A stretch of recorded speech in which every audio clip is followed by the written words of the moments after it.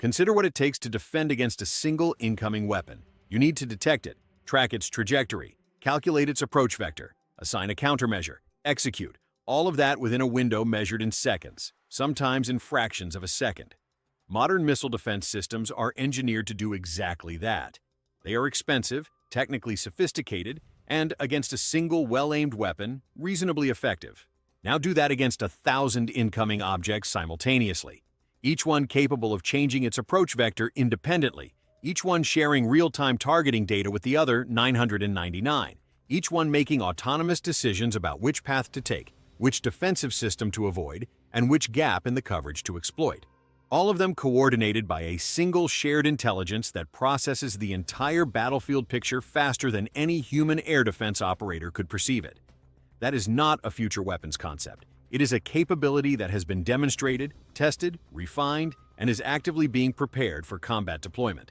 And it represents a structural change in the nature of warfare that no existing defense architecture and no existing legal framework was designed to address. The word swarm is used casually to describe any large group of drones operating together. But in a military and technical context, it has a specific meaning that is worth understanding precisely. A swarm is not a formation. A formation is a group of vehicles moving in a coordinated pattern, each following instructions from a central command. If the command is disrupted, the formation breaks down. If individual units are destroyed, the gaps are visible and the pattern degrades. A swarm operates on a different principle: emergent behavior.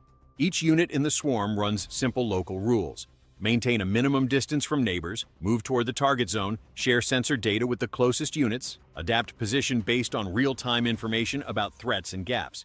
No unit is individually commanded. No central controller directs each drone's movement.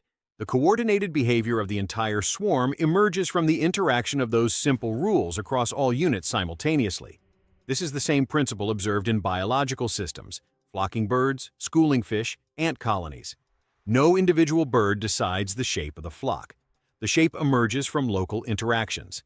The critical military application of this principle is what it means for resilience. If you destroy 10 drones in a formation, you have a formation with 10 gaps. If you destroy 10 drones in a swarm, the remaining 990 re-optimize around the loss in real time. The swarm does not have a command hierarchy to target. It does not have a flagship to sink. It continues toward its objective with diminished numbers but intact collective behavior. Defeating a swarm does not mean defeating individual units. It means defeating the intelligence that coordinates them. And that intelligence, in the systems being developed today, does not reside in any single physical location. The milestone that first demonstrated large-scale autonomous drone swarms at a level relevant to military planners occurred in 2017. China's state-owned defense contractor CETC, the China Electronics Technology Group Corporation, conducted a flight demonstration of a swarm of more than 1,000 fixed-wing drones operating autonomously in coordinated flight. The drones took off together, maintained formation autonomously, executed maneuvers, and adjusted to disruptions without any individual operator controlling them. The demonstration was filmed and released publicly. The United States had been working on parallel programs. DARPA's PERDIX project, developed from a collaboration with MIT, tested swarms of micro-drones launched from fighter jets. In a 2016 test, 103 PERDIX drones were released from FA-18 fighters and proceeded to operate as a unified autonomous system, self-organizing, adapting collectively to mission changes, and demonstrating what DARPA called emergent swarm behaviors that were not individually programmed into any single drone. The U.S.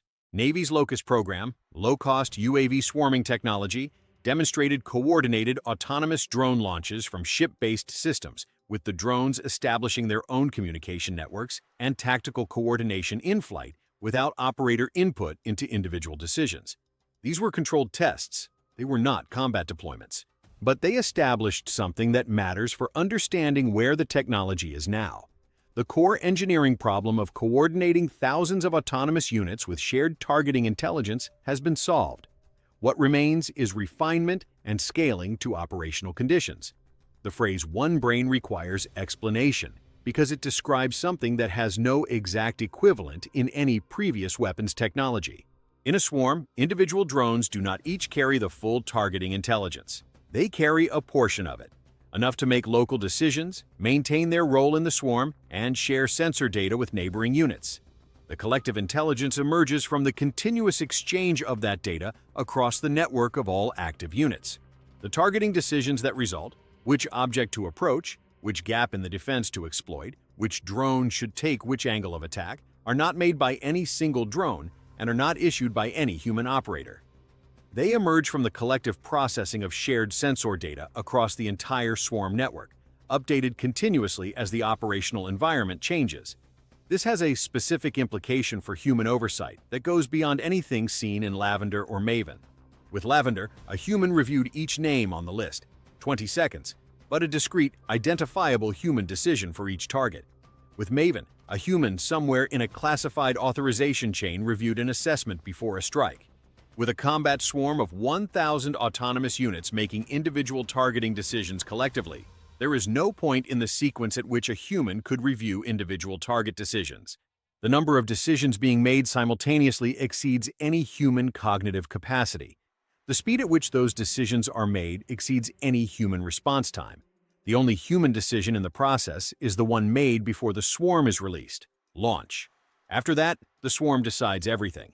The conflict in Ukraine has produced the most significant real-world data on the trajectory of drone swarm tactics in active combat.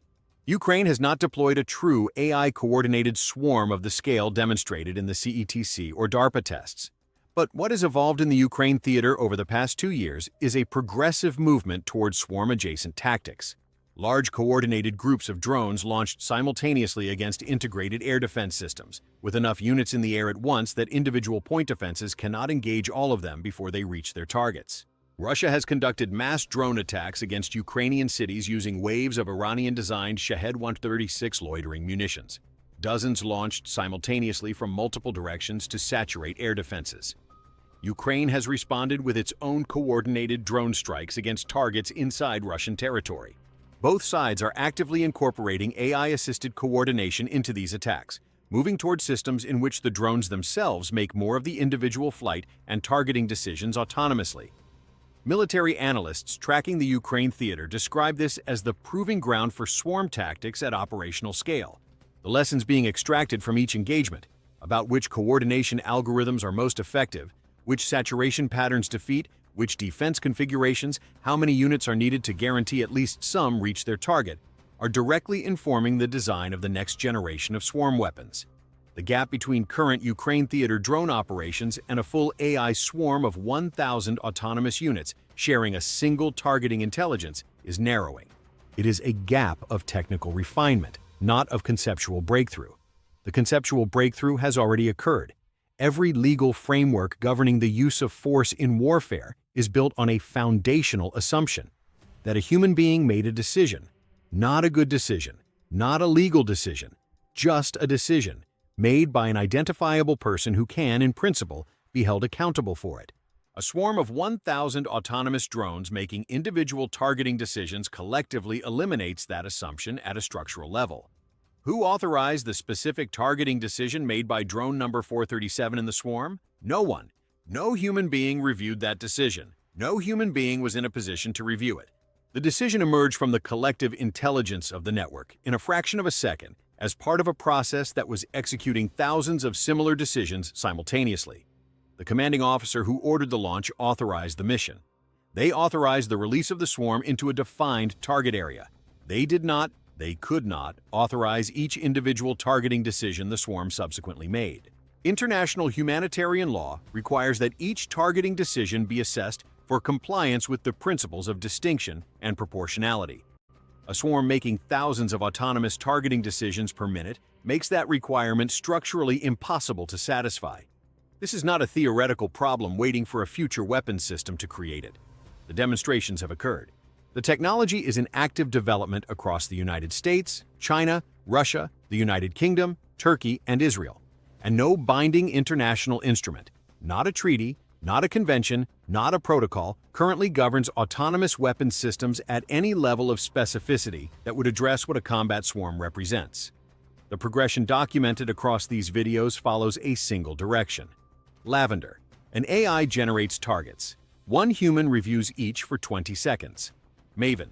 An AI generates assessments. Human authorization exists somewhere in a classified chain. The Kargu-2, an AI identifies and strikes a target. No human authorization at the moment of decision. A combat swarm. 1,000 AI units make thousands of targeting decisions simultaneously. No human being could authorize them individually. No human being is designed into the process at the point of individual decision. Each step in this progression was enabled by a technology decision made inside a defense organization, constrained only by what was technically possible and operationally useful. Each step reduced the distance between the AI's output and the moment a person died.